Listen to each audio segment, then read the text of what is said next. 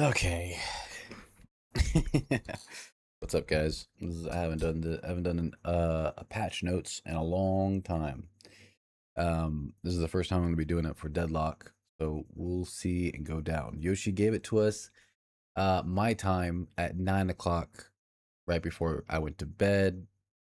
Well, about 2 hours after I went to, or 2 hours before I went to bed. But I didn't catch this until right before I went to bed, and I wanted to basically not make a video right away about it. I wanted to let it serenade and see exactly what other people thought about this patch. This patch is definitely going to be catering to the people that are in mid ranks. I'm talking about ritualists, emissary, and archon. I believe this is going to be a heavy buff to a lot of people that were complaining about overpowered characters or characters with unique playstyles that people didn't really like or enjoy playing against. Talking about Celeste, Doorman, and Hayes. Now, the one thing that's crazy about this patch is I will say this: being a Rem and Doorman main, I will say this. Um, the playstyles in this game have shifted so much in this patch, and no one can ever convince me otherwise. But Doorman now has another counter against him. So he literally has 8 items, and they're not even tier 3 items. They're tier 2. Some of them are tier 2 items that you can counter against his entire kit and make him completely useless. They nerfed one of those items. We're going to go over that in a second. It blows my mind that if you are higher than Archon and you can't figure out how to get out of a Haze ult, how to get out of a Doorman's ult, or how to get out of a Celeste ult, I don't know what to tell you, man. Because this patch, it makes it to where it's almost impossible to die to those characters right now, or at least get their combos off on you, unless you just completely ignore them, which most team members do, especially below the Archon level. They just kind of accept the fact that Doorman or Rem or anyone else is just basically going to do what they do, right? And they just give up. Well, you shouldn't do that. You shouldn't do that. You should always play to your strengths and play to everyone's weaknesses. So we're going to go over this very carefully so I can show everyone that no, Doorman is not overpowered. He can no longer be played like a cringe little creep lord, and Rim actually has to pay attention as well as Haze, especially with the new items, which is crazy. So again, this information is not towards like the high Eternus players and the Ascendant and the Oracle and Phantom. They already know what's best. They know what's going on. This is basically for people that are in the mid ranks that I'm gonna be talking about and talking to, just so you guys can help you out. Now, I'm not an Eternus player by any means. Um, my name is Dat Guy Kill. I have been in gaming for so long. I have been in professional gaming for several years, and I have been coaching Call of Duty, or I was coaching Call of Duty, um, from 2004 to 2008. I absolutely love competitive gaming, and I love building and shifting metas and adjusting to them. It's one of my biggest passions. I love it to death. I have a Twitch channel, YouTube channel. You guys can check it out in the description down below. I really do appreciate it. Now let's get down to it. The general thesis of this is parrying is now allowed while ground dashing in order to bring it in line with air dashing. This already tells me the direction that they would kind of want to go. They're encouraging people to fight more. Just based off that line, they're encouraging the fights. Parry anti-mash protection previously would last for 0.25 seconds after the parry success, so you couldn't parry again for that duration. It is now for 0.25 seconds only after the initial parry input is provided. In retrospective, or of when the parry success happens, this means that less delay before you can do a back-to-back parry when parry success is done later in the duration. This is basically for those people that were basically getting mashed up with Venator and Abrams, and this makes it to where it's more likely for them to successfully do a skill parry than a oopsie doopsie parry, right? Medic Trooper missing a health percent heal reduced from 16% to 14%. Medic Trooper fixed regen growth per minute reduced from 4 to 3. This may not seem a lot to a lot of people, but this is actually fairly huge for people that have starting out the laning phase. Again, the laning phase, um, people that with low health pools, this is going to dramatically change and shift. People with bigger health pools can probably get away with a little bit still, but this is basically going to shift it to where you can't just heal off of a minion reliably or consistently, right? And this is also encourages people to stay in lanes to fight rather than to go box hunting. It doesn't really, but it does.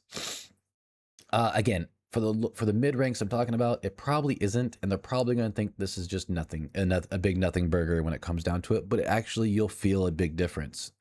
Um, Subsequent CC reduction reduced from 10% to 30% to 50, or sorry, from 10% slash 30% max to 15 to 35%. Window from 8 seconds to 9 seconds.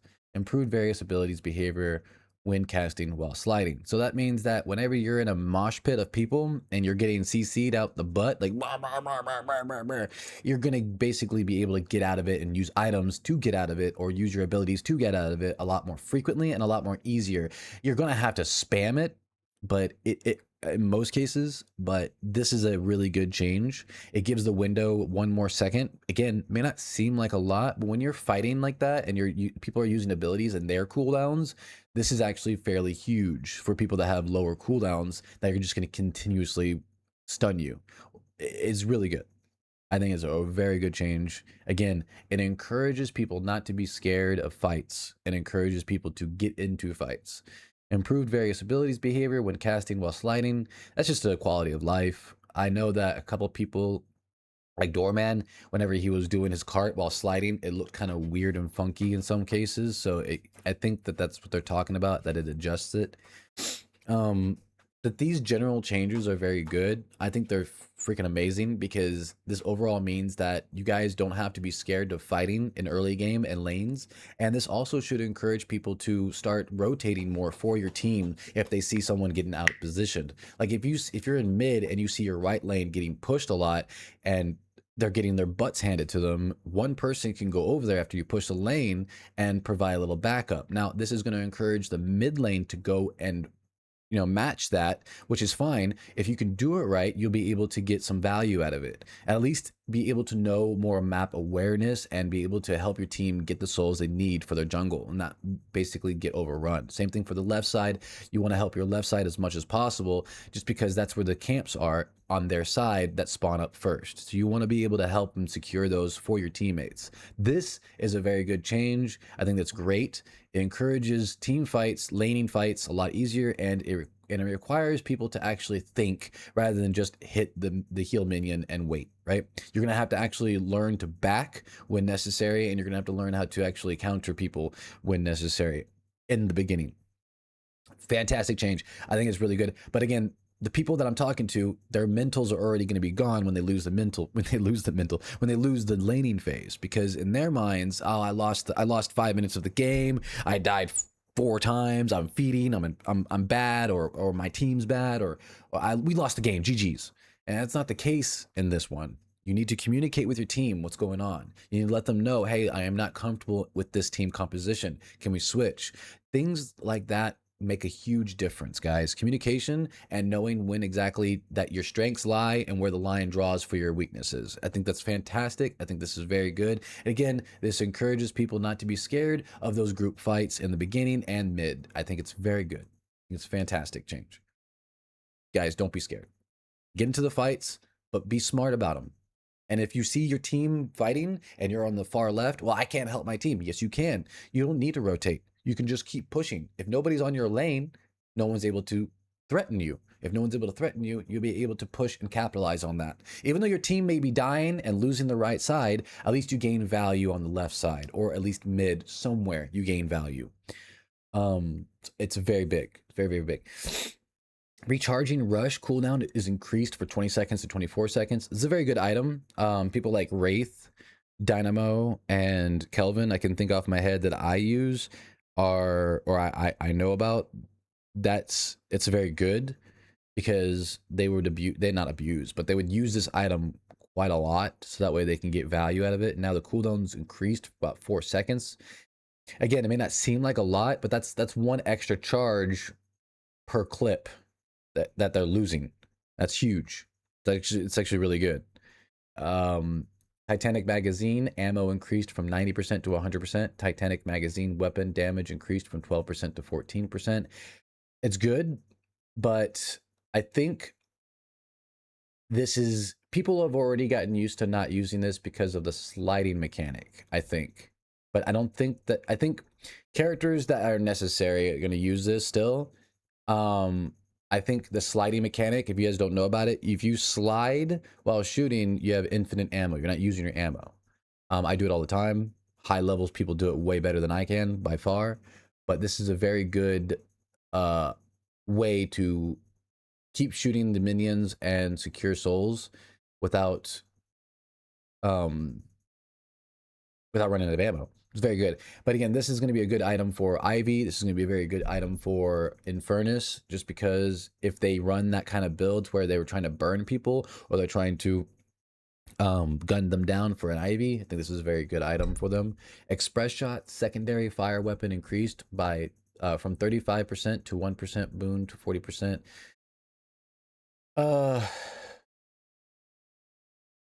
It's good, but it's good. I mean, it's a buff.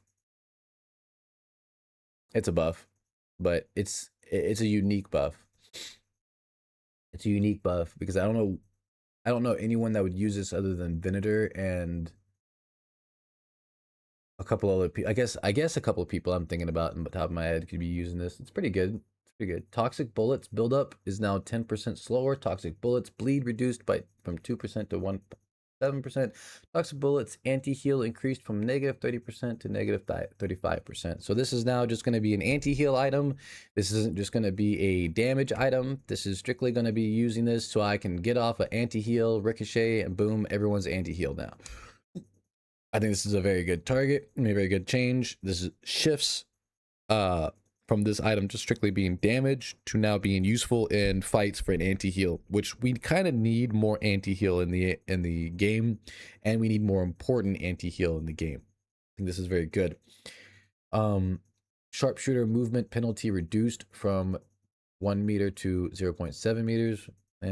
Cultist sacrifice bonus souls increased from 150% to 170%. I don't know anyone that uses this.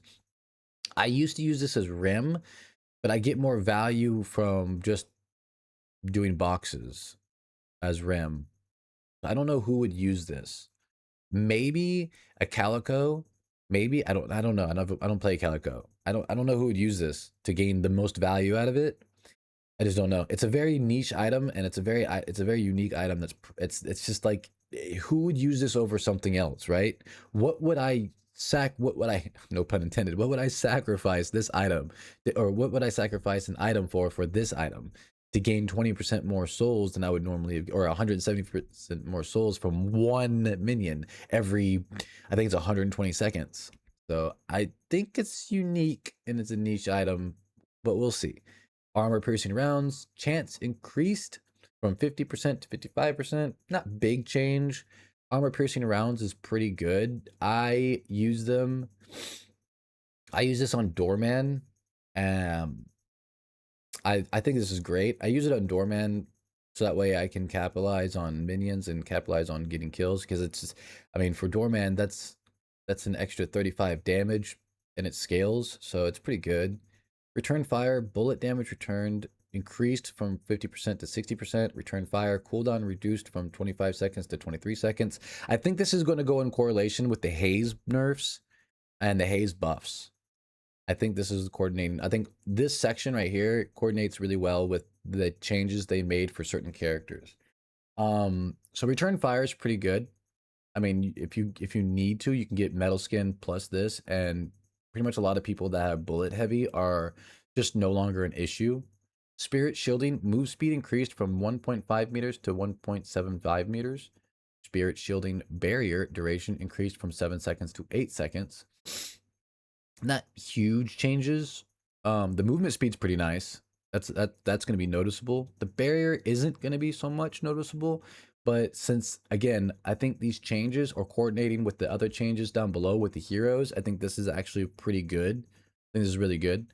Weapon shielding movement speed increased, yeah. Duration increased, yeah, and time frame increased. So again, like this is something that like you could use and it's valuable, but this is not really about the item, and this is more or less about the changes they made with the heroes down below.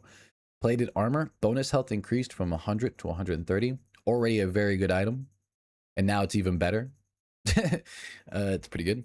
Golden Goose. Now, if you don't know, Golden Goose used to have a bug where in mid game you could buy it, resell it, and gain the buffs from that. Now, well, they nerfed it now, and they nerfed it even further than that, just like right now, which is insane. The Golden Goose Egg, souls required for permanent buff reduced from 150 to 100. Sounds pretty cool. Now only gives permanent buffs for actual accrued souls, not counting the initial 400 sellback amount. So now if you can't buy it and resell it and buy it, resell it because it resets the souls that are required. So it no longer instantly sells for permanent buffs. I think it's a very good change. It's just shifting its quality of life. This is crazy. Decay, spirit scaling reduced. Why? I had literally never heard of anyone going, oh my god, decay is so strong. This is a very interesting change. But I think this coordinates with the changes down below, I believe. If you pay attention to what the heroes are about to change, you'll see. Silence wave, damage reduced from 100 to 75. Silence wave spirit scaling reduced from 1.1 to 0.7. Silent wave cooldown is increased from 30 seconds to 42 seconds. This was a huge item. This was an item that everyone bought. It was annoying. It is annoying, and it is annoying. This is a good strong item against Doorman. And now this item got nerfed, but this is still a good item against Doorman. You silence wave Doorman and you can just kill him. He's caught out. What can he do? He doesn't have movement. He doesn't have the doors. He doesn't have anything. This is another item that people overlook when people are going, I can't fight Haze. I can't fight, or not Haze, but I can't fight Pocket. I can't fight Doorman. I can't fight Wraith. Well, yeah, you can. Get Silence Wave. They're caught out. There's nothing they can do. You silence wave them, kill them. Boom. They don't have the necessary damage aside from abilities to kill you. This is why Doorman, Wraith, and a lot of people that require you not to silence them are very weak in this meta right now because they have a lot of counters. Especially Doorman and Wraith and Seven. They have just one of the strongest counters in the game. And now it's even worse because of the item changes, in my opinion. And with the hero changes too, it makes them less annoying, more on par with what they're supposed to be doing. I'm playing the characters right. I don't know why everyone else has big problems with other heroes like that. I don't really. Like when I see a Wraith in my lobby, I'm gonna silence wave them if my team doesn't have him, and we just kill her. Same with Doorman, and same with a lot of people that just basically get in your face with abilities. You just silence them. Easy peasy. Echo Shard, cooldown increased from 30 seconds to 35 seconds. That's really good. That means that Dynamo, Kelvin, Mo, and Krill are all going to basically be easier to get caught out. Lightning Scroll fixed the stun delay being affected by debuff reducer, making the stun go off faster. I love this. I'm still going to be using this as Doorman and as Rim. I love Lightning Scroll. especially with those two characters, because it's like a stun on top of a stun, and it's amazing. Especially with these new changes for Doorman, I think Lightning Scroll is more pertinent because of what's going on and what happened to him and what his now new combo is going to be, which nobody really knows, not even the good old Metro. Nobody knows, and I can't wait to test this out because the support Doorman is on par with meta, and you can't change my mind.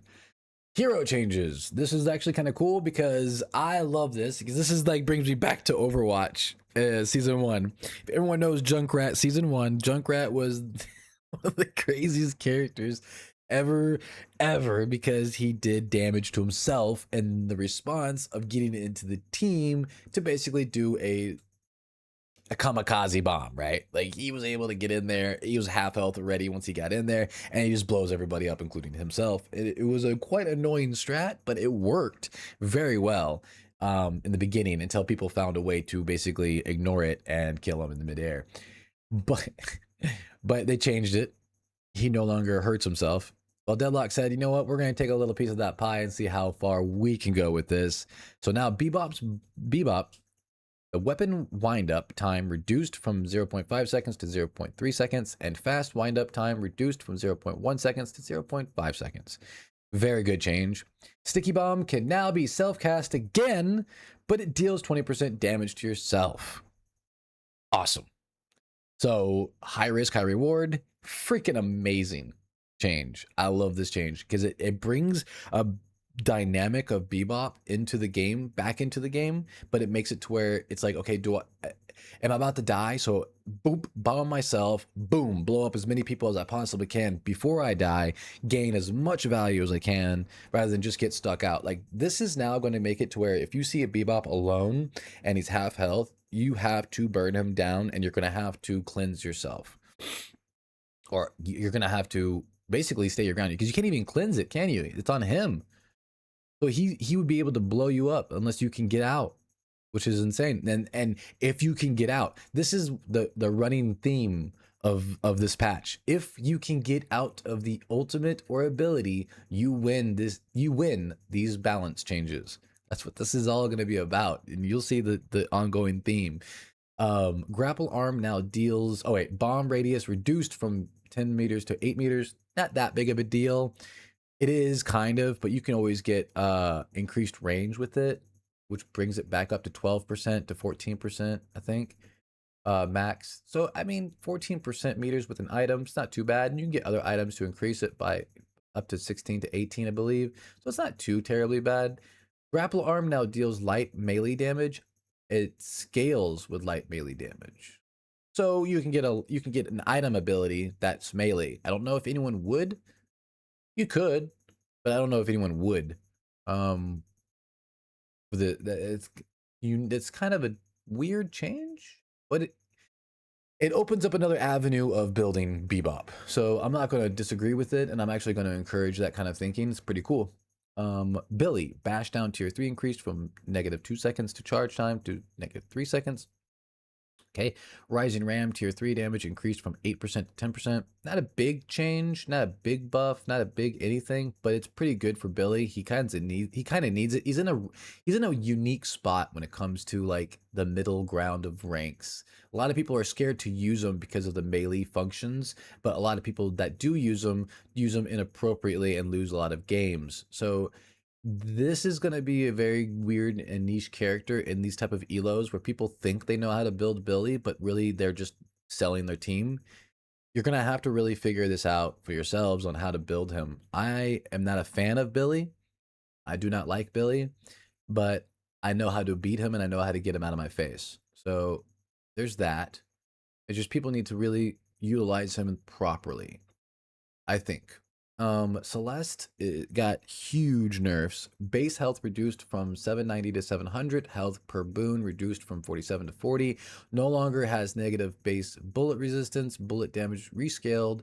Bullet cycle increased. But this also means that her 8% reduction of fire rate and overall DPS. That section alone drops her down from S tier as an S tier hero. And the reason why I say that is because she's very incredibly strong because of these factors. If you don't know how she works, her kit is centered around how much bullet damage she can do or how much bullet hits she can do with the Light Eater. So it's interesting. It's a good change because now you're going to have to really think about building on Celeste and utilizing her abilities to properly. Light Eater initial impact damage rescaled. Light Eater on bullet hit rescaled.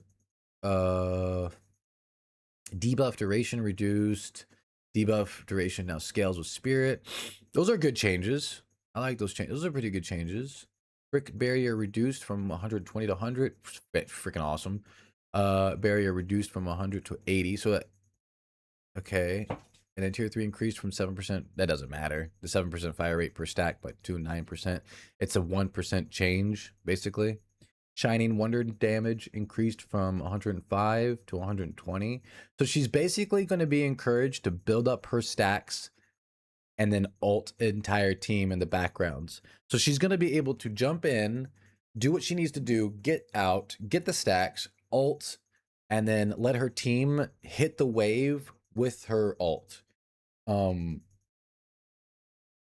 She's a disruptor. She's a disruptor. She's an assassin. She's basically now all these things and a mage included. All three playstyles all in one. I think this is a fantastic change. And the mid elos, I think this is going to change a lot of them because now people are overconfident with Celeste. And with these changes, if you're not paying attention, you get caught out, you die very easy. So this is a very good change. You're gonna have to be careful what you do. The gravity of this character still makes her very strong. Still makes her very strong. Still makes her to where she can get out a lot easier still than most characters. And if she has a holiday on her team, she should never get caught out. She should never get caught out as long as she's with a holiday. It's insane. So I think this character is still very, very good if you use her properly and you use your brain. I think she can be very, very good. Doorman. Here we go. Doorways now reveal on the minimap for enemies when they are within LOS. I don't know why this wasn't a thing in the beginning. Kind of weird. So now you can see the setup a lot easier. So, okay. Now you can see the setup a lot easier on the minimap. So this is a big problem with all ranks. All ranks. The minimap. I gotta talk about this for a second. The mini map is your best friend in MOBAs. It's your best friend in a lot of games, which blows my mind that people overlook that thing so much. If you see a doorman setup, come on. Come on, guys. What are we doing? What are we doing? Like, if you see someone getting set up, go, I'm gonna get him. I'm gonna get him. And they're just standing there with the door. And you see it on the mini map now, man. You can physically see it too because it's very easy to recognize. It's a freaking flat thing that's a door. And it even makes noises. Shing, shing, shing, shing, shing. It makes noises. The door makes noises when it's open. It makes noises. Luggage cart collision size reduced by 10%. Oh my fucking dude.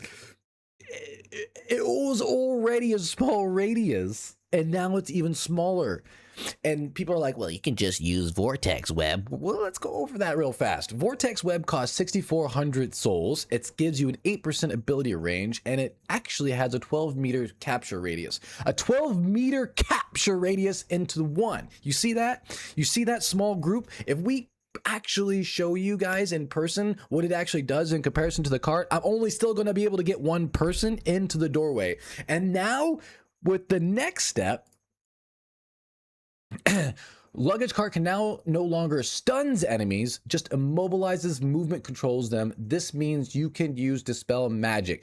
Another item, a ninth item to counter doorman. A ninth item. If you get caught out by a doorman, you deserve it now. You deserve it. And now it's going to encourage Vortex players even more. I do not agree with this item. I don't like this item. I think this item is absolute trash. A lot of people are going to hate me for that, and people are going to be thinking that I'm a noob for saying that. I don't like it.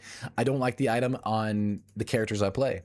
I don't like the doorman style of vortexing people into the cart. I want to be able to grab one person, be able to be a disruptor, and be able to be a support player. That's why I like doorman. I like supporting my team, and there's no better support in the game right now than doorman. And a lot of people are going to go, you're smoking some crazy shit right now. No, I'm legitimately correct on these middle ranks. This is where you see most doormen anyways. You don't see them in high up phantoms and ascendants and oracle players or internus. You don't see them there because people know how to counter him. He has a 2% pick rate above those ranks, above Archon. There's a reason, because he had 8 items you counter against him, and now he has 9 items to counter him, and they're not even tier 3. Oh, okay, I'm sorry. Some of them are tier 3 items, but still, you should not get caught out by a doorman, especially after this patch. Nope. Dynamo Quantum Entanglement cooldown increased from 16 seconds to 19 seconds. Very good change. Dynamo needs to be a little bit more shifted, but I think he's incredibly strong. His teleport, if you're not maxing that out first, you're just throwing. You're throwing. I don't care who's on the enemy team. It literally does everything for you when it comes to defensive. It does everything. It cleanses. It teleports you a good distance, and you can increase that distance. Like, I don't know, bro. Dynamo is such a good spot, and if you guys are trying to play him in mid ranks, I advise it. He has a very high win rate. He's very, very strong. Just don't max out. Just don't do ultimate build on him. You can do a secondary ultimate build on him, right? But supporting as a Dynamo is actually insane right now because of how well he is, and especially with this, I'm sorry, too good, too good. Great Talon got a little shift. Great Talon Spirit Power per boon increased from 1.1 to 1.6. Great Talon Charged Shot Channeling Move Speed increased from 1.3 to 1.5. Great Talon Guided Owl minute speed reduced from 17 to 15. Great Talon Guided Owl max speed increased, and then Guided Owl duration increased. This is very good changes for him. He's incredibly strong in the mid ranks. I would say he's very, very strong because, again, people don't have the communication skills, they don't have the map awareness, and they don't have the item synchronization to take him down, as well as Vindicta as well. If you're not playing Great Talon, if you have good aim and good map awareness, Great Talon and Vindicta can get you increased ranks just by playing them, because of how much value they gain in the mid ranks, because people don't know how to counter build against them with just one item. They can just get one item and it counters builds them. I'm not going to tell you that item. You should figure that out. It has something to do with knockdown. But anyways, Haze, Sleep Dagger no longer takes you out of RMP zoom. So if you're zooming, aiming, it doesn't take you out of aiming. I don't know if that's a big. I don't. It is what it is. So now if you're sleeping, you can still aim. Nice. Dagger wake up delay now scales on spirit. It's not big scaling, but if you don't know how to play Haze actually scales fairly well with spirit. Fairly well with spirit. Her ultimate is insane with spirit. This is going to change a little bit of that. But a lot of people don't know her secret stat, which is she has increased ammo per spirit. That's not damage, but that's DPS. Maybe the same thing to some people, but it's not. DPS for her on spirit scaling is pretty crazy, especially if you have the necessary items. You can actually go insane with the spirit bullet build with this character. And I like that kind of playstyle that they gave us.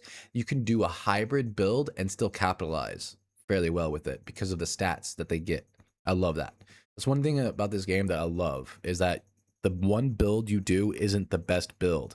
Now, on some characters, that's not true. There's some characters there is the best build, but this is actually a very good change for Haze players, because now Haze is in a spot where people think that she's weak. And in my opinion, I think she is going to be incredibly incredibly strong. Now she is not a full team disruptor. Now she is an assassin that is what she's supposed to be, and she's going to kill you. If she finds you out of place, she is going to kill you. You can't tell me otherwise. If there's more than one person with you and it's mid game, you have no problem taking her down. But she's going to be very strong in mid ranks. Very strong. And a lot of people might disagree with me there. That's fine. You're allowed to disagree with me. But this is my professional opinion. I think that she is incredibly strong in the mid rank meta. For sure. And this is why. Sleep Dagger tier 2 increased from negative 15 seconds cooldown to 17 seconds cooldown. She's going to be able to sleep you a little bit easier and a little bit faster, and it hurts a little bit more. Sleep duration increased from 75 seconds to 1 second flat. Again, she's a disruptor, a single target disruptor, an assassin. She's going to basically get you out of something that she needs you, put you in a position that she wants you, and then kill you. Sleep Dagger tier 3 slow duration increased 2.5 seconds to 3 seconds. That's incredible. Smoke Bomb Spirit Scaling increased to a flat 0.1, which is freaking amazing. It's actually insane. Smoke Bomb Tier 3 Lifesteal increased 30% to 40%. Now, this isn't that big of a change if you look at the changes on the items that they have. The rest of her kit doesn't really matter. These aren't really significant changes because of the items that changed above. They kind of basically make it to where she's still just as strong, but not as strong as in team fights, but more as, like I said before, as an assassin. She can get out, she can get in, kill you. If she pulls off a combo, she's going to kill you, get out, get value from it, and then your team can do whatever they need to do to capitalize on that. Haze Fixation weapon damage per stack increased. Again, just a single target maniac. Tier 3 reduced from 0.14 weapon damage per stack to 0.12, and fixed being able to slide while using bullet dance. Bullet dance targeting is no longer a full radius around the hero, but instead it is a cone in the direction you are aiming. This is going to get a little bit used to for a lot of Haze players, but I believe this is a very good change. It makes her to where she's not very much an annoying pest in team fights. She's not just going to basically go in and bomb you and melt you down, but instead this is going to require a little extra thinking on Haze players, because this is going to encourage a different type of play style that Haze players aren't necessarily used to. Or maybe you are, and maybe you're ahead of the curve and you know exactly what you're supposed to be doing by just basically going in there, disrupting one person, tagging on that person, killing that person, capitalizing from that person's death, and then moving on. That's what she's very good at. Bullet dance cooldown reduced, no longer grants 60% evasion. Again, she can't just bomb people in a team fight, just burn her down. Bullet duration increased from 3 seconds to 3.5 seconds. Spirit scaling reduced. Fire rate increased and changed from one additional target and 3 movement speed to 60% evasion. So her evasion comes into tier 3. They took it out from the passive and they made it into a passive of tier 3 and gave her a little bit more extra movement on it, and basically just balanced the movement on her for the ultimate. Good change. I think this is a very fantastic change. I think she's going to be incredibly strong in the mid-tier ranks. I think she's going to be very weak in the high-tier ranks, and she's going to be very interesting in the lower ranks. I believe that she's just basically going to find a way, a place in every rank to either counter her or excel with her. You're not going to do, there's no middle ground with that. Holiday, various behavior and feel improvements to her gun. I think they're getting ready to finish Holiday's gun. I think it's almost done, like the visuals, and I think this is a good sign of it. I think they're about to basically fill in the blanks with her gun and give the gun a little bit more detail. That's my personal opinion for this kind of change that they got. But I'm just looking at it a coding perspective. Basically, they just polished the gun to the movement, the behavior, everything like that, and what it's going to do, like how it looks to reload, how it looks when she reloads, how it looks when she shoots it, jump with it, hit people with it. I think that's going to be a very good change. I think they're just basically trying to figure out what the style they want the gun to look like. That's my opinion. I may be completely wrong. Frost Grenade healing spirit scaling reduced from 0.9 to 0.8. Frost Grenade tier 3 healing spirit scaling reduced from 1 to 0.9. Not a big change. Just, I don't think anyone's going to really notice this too much. Lady Geist, bullet damage rescaled from 21 boon to 20. I never thought that her bullet damage was the problem.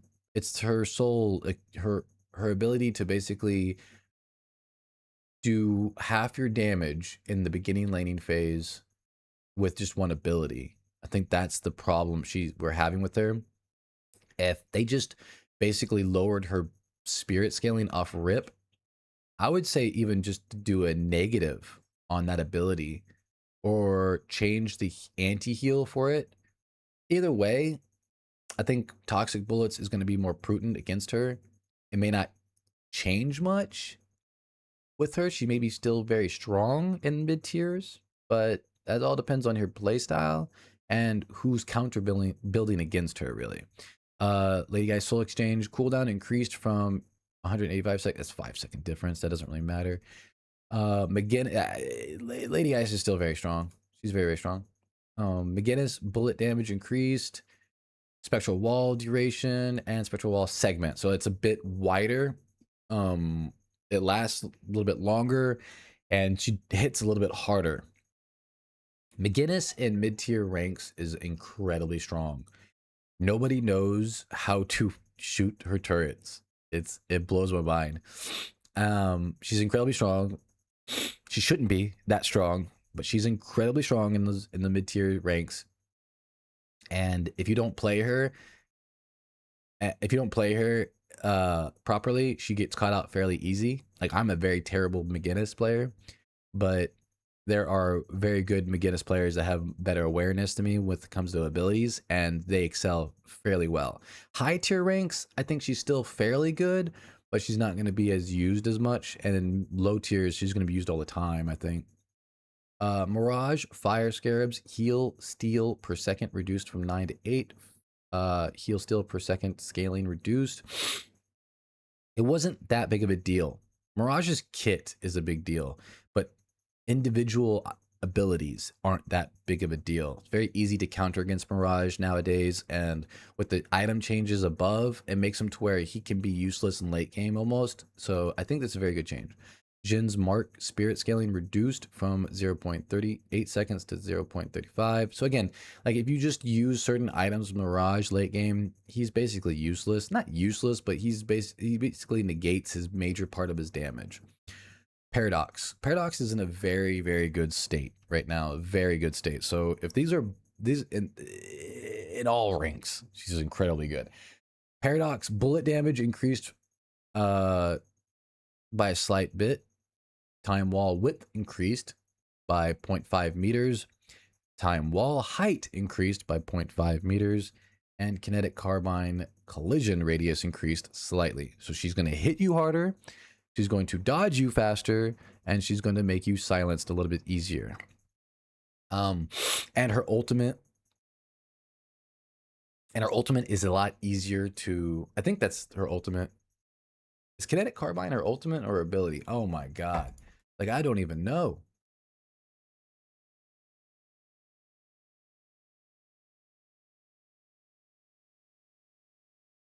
I'm playing and I'm getting a blank. I'm getting a blank because I don't ever use the character. Like, I don't ever use the character. Oh. Yeah. It's her ultimate, right? No, it's not. Paradoxal swap is the ultimate. Kinetic carbine is one that stops people in time. Okay, I don't ever play the character, so I don't know. So collision radius increased slightly. So the hitbox on the stun is increased. I think that's good. It's a good combination with that and her ultimate. She'll be able to hit her ultimate a lot easier. So either way, it's a good change. I'm gonna make her really strong in mid tiers and very strong and higher up. She's already very incredibly strong. Rim fixed souls bug with breakables. If you don't know, you're able to get double souls out of the boxes from Rim. So if you used your Rim's helper and you hit the box at the same time, you actually get the souls twice. Pretty good change. Tag along can no longer be canceled during the cast delay to prevent accidental stopping it mid cast. Cool. Quality of life, I guess. Nap time radius increased from 17 meters to 19 meters. I told you they were going to do this. I knew they were going to do this. As a Rim player, I knew they were going to do this because it just felt bad. Sleep doesn't do anything. Sleep is like one, I don't know, especially in mid tiers, nobody ever capitalizes on the nap time. So this is a very useless item for a lot of cases, and a lot of people, I know a lot of people are going to disagree with me on that, but it is. Can you name one time when a sleep affected the game so much rather than, I don't know, Dynamo's ult? Any other support alts have way bigger value than the sleep because nobody capitalizes on it. So I think this is a very good change. Nap time tier 2 sleep duration increased. Again, this doesn't really do very much for REM in late and mid tiers because this is all dependent on how well your team can react, how fast they can react, and how well they can react to these type of CCs. Shiv fixed rage not building up against barriers. Okay, developers, you're listening, stop it. Stop it. Give us one. Please, just give us one where you just don't basically, just give us one balance update where you just don't, where you could just leave a bug in the game. A necessary bug. This was not needed to be fixed. Why is he gaining rage against barriers? That makes no sense. There should be something where, like in World of Warcraft, you can't build rage if your priest is a disciplined main, which I was, and you shield a warrior. Guess what happens? They don't build rage. They don't build it because they're not getting hit. When that's how you build rage, that's the point of rage. That's the point of the ability rage. It's the point of being raged is you're getting hit or you're hitting something. So now this fix makes it to where he can just build up rage easier, which is, come on, why? He's just good. He's just very, very good. Venator, hex-lined snap trap, immobilization duration reduced from 1.5 seconds to 1.25 seconds. Snap trap cooldown increased. Tier 1 increased from 8 to 11, so it fixed this top and increased the duration by 1 second. Or by 20.25 seconds. Good change. I don't know why that was a big problem. But Venator is always a very good pick. And if you can use him properly, he's unstoppable. Victor, bullet damage increased. Jump start tier 2 increased from 50 health to HP regen to 70. Aura of Suffering now builds up over 8 seconds instead of 6 seconds. And Aura of Suffering tier 1 slow now also affects dashes. Aura of Suffering tier 1 slow reduced from 30% to 25%. Aura of Suffering minimum DPS increased by 10%, and then the maximum is increased by 20%. Shocking Reanimation now applies a heavy diminishing slow immediately when you die. This makes it to where when he dies, he's going to slow you and be able to stun you whenever he comes back to life a lot easier. So this means that if you're fighting Victor now and he's about to die, have one person with the range to make the final blow to trigger his ultimate, so that way everyone else can get out. You're going to need to coordinate that with your team. He's low, Victor's low, Victor's low, Victor's low, Victor's about to die, ultimate up. Stuff like that, communication can go a long way, especially if you have someone that's ranged. If you can get a Vindicta or a Grey Talon to basically whittle them down, break his ultimate, and then kill him afterwards, he's still caught out in the same old Victor as he was before. He's just a little bit more effective, and he's going to require a little bit more teamwork to bring him down or to kill people with this character. He's basically playing a good role of being a tank at the same time as being a disruptor, which is freaking amazing that this game is allowing that to happen. I love it. I think it's great. I'm here for it. And I think this character is going to be used a lot in mid tiers and be extra valuable in low tiers. huge value. Viper, screw jab dagger no longer takes you out of R&B zoom. We can aim while not being, that's great. You can basically see better when we die. Screw jab dagger charge time reduced from 4.5 seconds to 4 seconds. Sliding uphill now allows for lateral movement.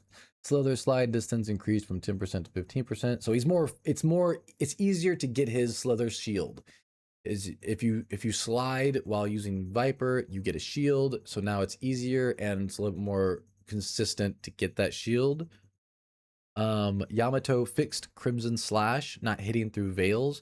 A quality of life character. In mid tier and low tier, this character is useless, but in high tier, this character is unstoppable in my opinion and is very strong and can be very strong with certain people using them the right way in mid tiers. I've seen Archon players, Yamatos go crazy on the entire team, and the team's just like, how is this person able to do that? Well, you're not really countering against them, are you? Or you're not really noticing when this person's going in. So I think this character is very good. Overall, I think these changes are significant, very big. Celeste needed it. Bebop's rework for his abilities basically gives him a little bit more personality. Doorman are their play styles are being shifted into the right direction in my opinion. He's a massive support player and people use him as an annoying little prick. I think that there's going to be less pricks in the world and more support doormen, at least I'm hoping, because he's incredibly powerful. If you utilize his doors to where he can get you out and in and disrupt the team to get out of the mid boss, it's fantastic, because that's what a support player does. A support player basically reacts to your team's defensive style, and Doorman is very good at doing that if you use them and build them correctly, like I do. I took me a while to finally get a good build for Doorman, and I finally have a good support build where I can actually get my team in and out of team fights fairly easier, and we can capitalize a lot better. That's what a support player does, and there is no way of going about it that they're basically changing them in that direction. If you get caught out with his Doorman combo, I don't know what to tell you. I literally don't know what to tell you. There's so many things that counter him. Grey Talon, I think it's a very good change. Haze nerfs and adjustments are fairly good. I think now she can be an assassin like she was meant to be. Overall, I think this is a very good change. Some of them are questionable, like Shiv. I don't think he needed that. And some of the items are a little bit too drastic. Like plated armor was already very good. I think that doesn't really need to be changed.